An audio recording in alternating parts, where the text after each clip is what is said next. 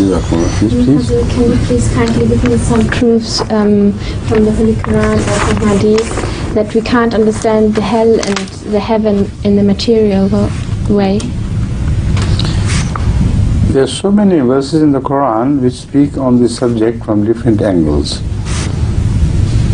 I cannot quote all of them because I think I have repeatedly answered these questions, but because you have asked it anew, I must try to be brief about it, yet give you a general idea of what the hell and heaven are.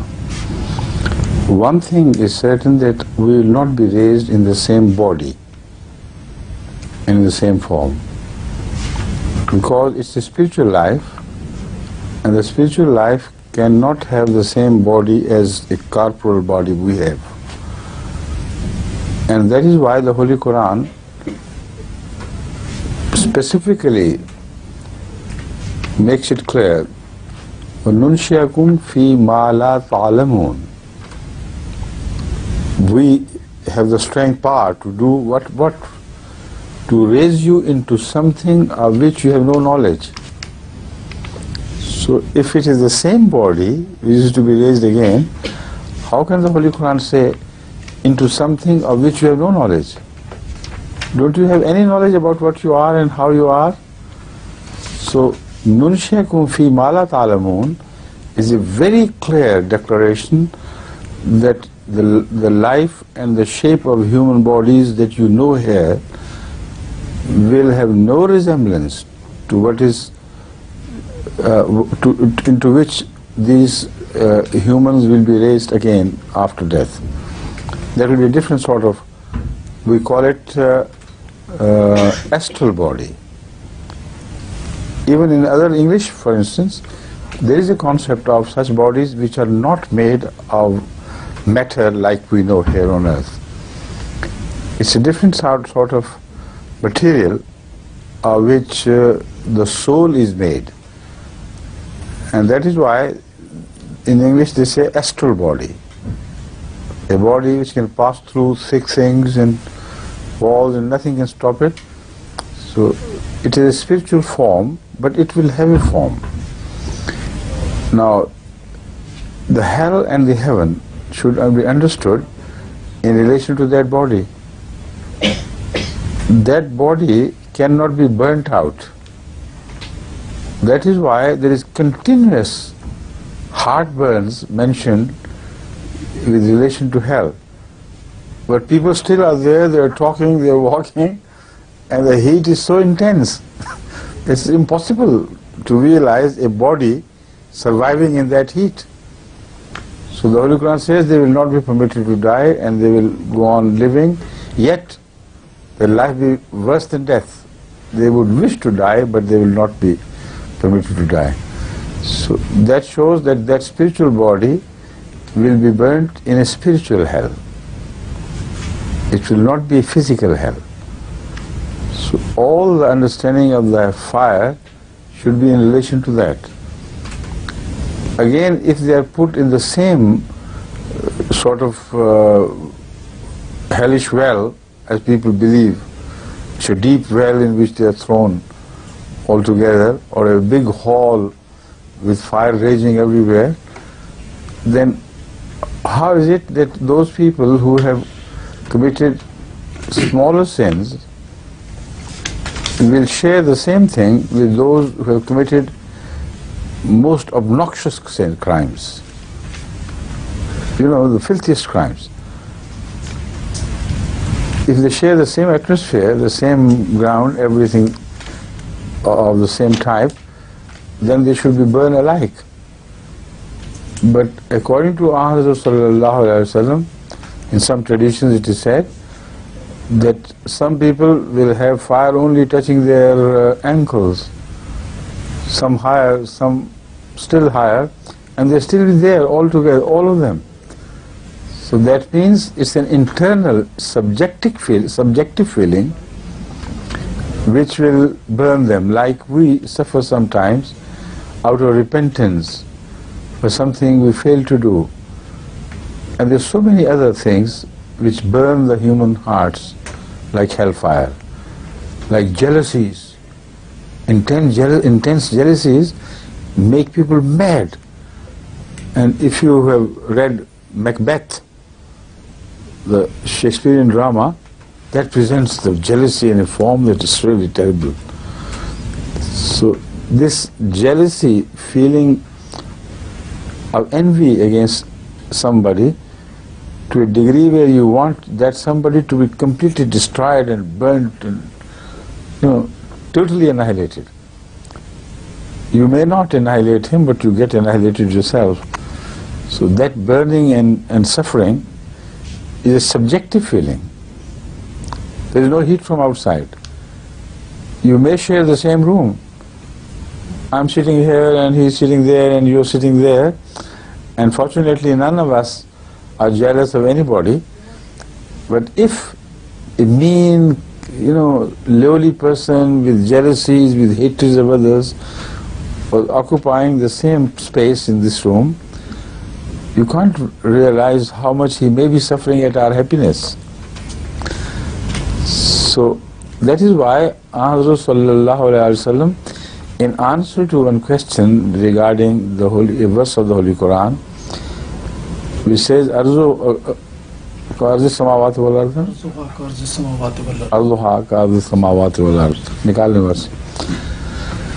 Describing the heaven or the paradise, the Holy Quran says that its dimensions would be as big as the entire universe. The companions were amazed. One of them inquired from Rasulullah sallallahu alaihi wasallam, O Prophet of Allah, where the hell would be? If the paradise and heavens cover the entire space which we know of, which we can imagine, where shall the hell be? Look at the answer. This is an answer which belongs to this century, not to 1400 years ago. The answer was, in the same space. وَلَكِنْ لَا تَشْعُرُونَ. You have no idea how it is. So he was talking of new dimensions, where you occupy apparently the same space, but live in different dimensions, and no one of one dimension can visualize what the other one is of the other dimension, and how he looks like, so what he's suffering from. So their happiness will not be marred, those who are in heaven, by the watching of the suffering of the hellish people. So this is exactly, not exactly, but something like I said. I may be sitting here, another person may be sitting here, I may be very happy and content, and he may be suffering a lot, intensely. Yet, unless he tells me, I will not know what's happening within his heart. So some people look like all right, but when they speak of the internal experiences of profound agony, intense agony, one is wonderstruck. He looked all right, but how much the poor person is suffering. So the same applies to the description of heaven. There we will be there, but each one will be enjoying heaven in a different way. Of course, Hazrat Sallallahu Alaihi Wasallam will not be alone in a completely separate, insulated compartment. He would be there, and those who loved him here, they would be with him according to his own verdict. Somebody said, Ya Rasulullah, will I be with you in the heaven? I love you. He said, those who love someone will be with the beloved ones. But their status will be so different. Being there, breathing the same air, whatever the sort of air that is, the enjoyment and the peace and the closeness with Allah, as experienced by Hazrat Muhammad Rasulullah Sallallahu Alaihi Wasallam, will certainly not be even imagined by those who are surrounding him. This happened here on earth exactly like this. We never wonder at that. Why should we wonder at that? In the same mosque, in the same room, the breathing the same air, the spiritual player of Hazrat Muhammad Sallallahu Alaihi Wasallam while in the state of namaz, as-salat, his prayer, was unimaginably different from those ordinary worshippers who came and went. So to share the same room does not in any way confine the players to the same standards. The players may be absolutely different, but the atmosphere may be the same. Hazrat Muslim has beautifully expressed it in the term of the pleasure we get from eating good things of life. He says the things may be the same, but the reaction to eating them can be drastically different, absolutely different. He says, imagine a cool bunch of grapes, well chilled and beautiful, lovely and delicious, and someone who is extremely thirsty and also is feeling weak. He needs immediate energy, quick energy. If you give him that grape, he will eat it like he is in heaven. No one can imagine how he would be enjoying that grape, that bunch of grapes. Each one which he will suck would bring heavenly pleasure to him. But there is another person in the same room who is sick with vomiting and nausea and suffering extremely from prostration because of dehydration. Now he needs this very much. He is dehydrated because of purging, for instance, and he needs water, he needs sugar for his survival. Well, you offer him that bunch of grape and he would feel like slapping you on the face. Remove it, I can't tolerate even the sight of it. The same thing, the same atmosphere, the same humans, and the same thing is producing hell for one and heaven for the other. So, giving this example, Hazrat Muslim said, visualize the nearness of God to those who have never experienced the nearness of God. In fact, they avoided it. When you mentioned God, they turned away. It was a punishment to them if you spoke of God in the same assembly which they share with you. So if you go on talking of God and people are irreligious, they look with you with such hatred. Stupid people, old age, what they're talking about. And those who love God, when they hear him mentioned and somebody speaks of the attributes of God, they feel intense pleasure, which is sublime, which is heavenly pleasure, while the thing is the same. Mention of God with love can create hell for those who hate God or who do not believe in God, and heaven for those who love God. What will happen? God will come closer to us in the sense that our senses will be sharpened by so many factors that we cannot visualize how much. The Holy Quran, addressing men who have committed crimes,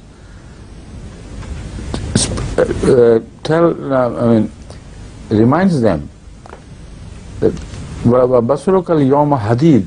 وَبَصَرُكَ الْيَوْمَ حَدِيدٌ. Now you know what you have been doing. Now you know the consequences. You did not see them because you are practically blind. But now your eyesight is sharpened. Now you see the evil consequences of your sinful life which you spent on earth. So this sharpening of senses would bring God closer for the punishment of those who have never known the love of God, for the intense sublime pleasure of those who have been loving God here and enjoying him being mentioned. So when your beloved comes closer, naturally your pleasure is enhanced many, many times. So that is also a sort of heaven where the milk or the honey or the wine of Jannah will lose meaning in comparison to the love of God and nearness to God. And this Jannah is described in the Holy Quran as the very best. فَادْخُلِي فِي عِبَادِي وَادْخُلِي جَنَّتِي. Oh, that soul who remained happy on earth with me, with whom I was happy, now you enter my Jannah. فَادْخُلِي فِي عِبَادِي, and enter my servants. Now this is the highest form of Jannah which can be visualized. So there are so many other observations made in the Holy Quran which can build this thing further, but I think for the time being it should be sufficient. Okay? Right. Please.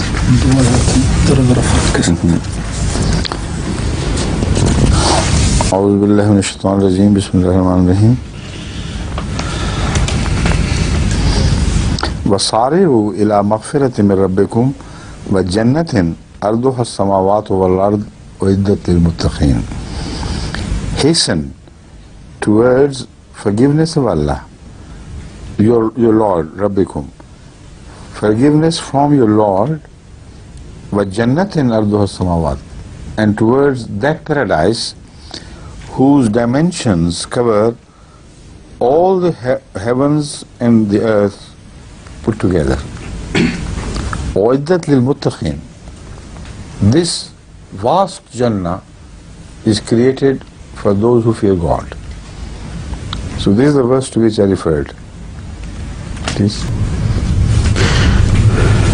The verses which I quoted before, I would like to repeat by reading the Quran so that there is no mistake, possible mistake which I might have committed, left uncorrected. The one here which we just read,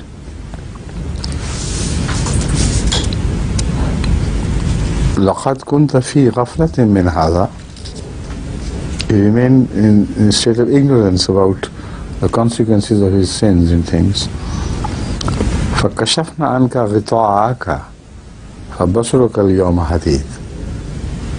We removed or pared off the cover which was causing blindness to your eyes, which had covered your eyes so that you could not see, they became opaque. You know, you tear off a cover and then suddenly the eyes begin to see. So it says, فَبَصُرَكَ الْيَوْمَ حَدِيدٌ. Now your sight is very, very, very sharp. That's the verse which I quoted. نَحْنُ قَدَّرْنَا بَيْنَكُمُ الْمَوْتَ وَالْحَيَاةَ وَمَا نَحْنُ بِمَسْبُوقِينَ عَلَىٰ أَن نُبَدِّلَ أَمْثَالَكُمْ وَنُنْشِئَكُمْ فِي مَا لَا تَعْلَمُونَ. Surah Al-Waqi'ah, verse 62, 61 and 656. एक ही तो है, I'm sorry. Just both is mentioned. अच्छा, I'm sorry. Let me read. That was from my memory. I wanted to see whether I remember rightly. I made one small mistake, now I correct it. نَحْنُ قَدَّرْنَا بَيْنَكُمُ الْمَوْتَ وَمَا نَحْنُ بِمَسْبُوقِينَ عَلَىٰ أَن نُبَدِّلَ أَمْثَالَكُمْ. We have ordained death for you. وَمَا نَحْنُ بِمَسْبُوقِينَ. And we cannot be frustrated from changing your forms. أَمْثَالَكُمْ. No one can frustrate us, can obstruct us to do this. This is the meaning of وَمَا نَحْنُ بِمَسْبُوقِينَ عَلَىٰ أَن نُبَدِّلَ أَمْثَالَكُمْ, so that we may change your forms.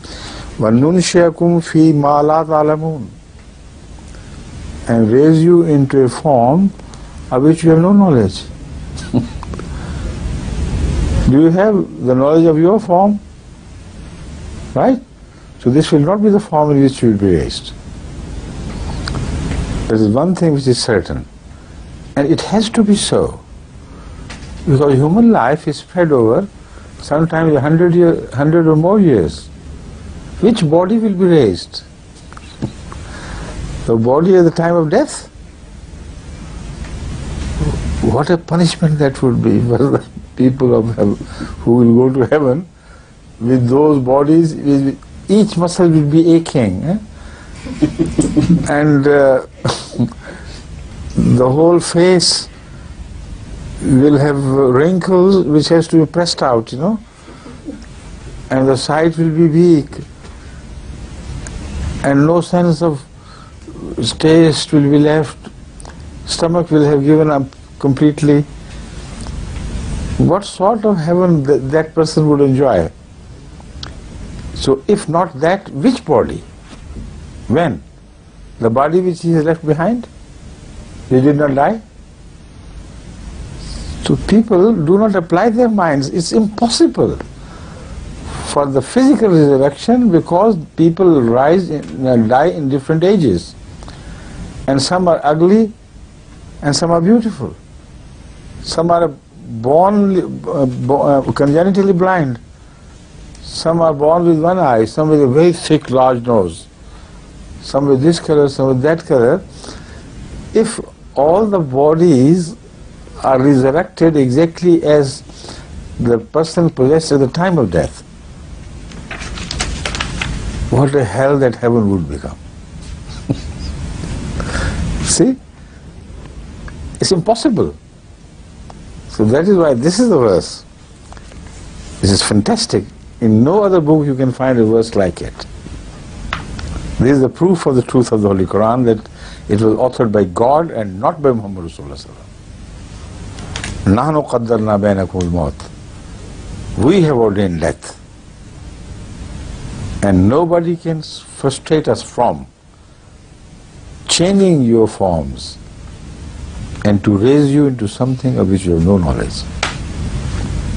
Right? The Muslims, other Muslims believe that they die as well, this body dies, but they get a body like this which really burns. Which body? I don't know. If they are the same people, this is the question I'm raising. Then a man with the ugliest possible face will be raised in the same body, or it will be somebody else's body which will be given to him. And a beautiful person will be raised in the same beauty and, charming attraction and things. So this is not possible. The body will have to be reshaped, reformed according to the deeds of the person. So the person who will be raised will be a good person or bad person. It's not a question of the physical reappearance after death. If I am good, then whatever will be born after death will be good. So whether I am ugly, he will be good looking, because it is goodness which will be raised. Right? Thank you.